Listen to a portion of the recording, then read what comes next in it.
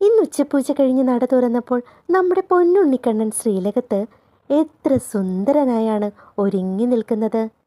ആ കാഴ്ച കാണാൻ നല്ല കൗതുകമുണ്ട്. ഉച്ചപൂജാ നേദ്യമൊക്കെ കഴിഞ്ഞ് കുമ്പ ഇങ്ങനെ വീർത്തിരിക്കുകയാണ് ഉണ്ണിയുടെ. പഴവും പാൽപ്പായസവും ത്രിമധുരവും എല്ലാം കഴിച്ച് ഉണ്ണിയുടെ കുഞ്ഞിക്കുമ്പ ഇങ്ങനെ വീർത്തിരിക്കണ കാണാൻ നല്ല രസമുണ്ട്. കുഞ്ഞിക്കുമ്പയോട് പറ്റിച്ചേർന്ന് കിടക്കുകയാണ് പൊന്നരഞ്ഞാണം. പട്ടുകോണകം ഉടുത്തിട്ടുണ്ട്.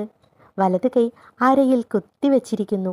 ഇടത് കൈയിൽ പൊന്നോടക്കുഴലും പിടിച്ച് ഭക്തരെ നോക്കി പുഞ്ചിരിക്കാൻ തയ്യാറായി നിൽക്കുകയാണ് കണ്ണൻ. ആഭരണങ്ങളെല്ലാം ചാർത്തിയിട്ടുണ്ട്.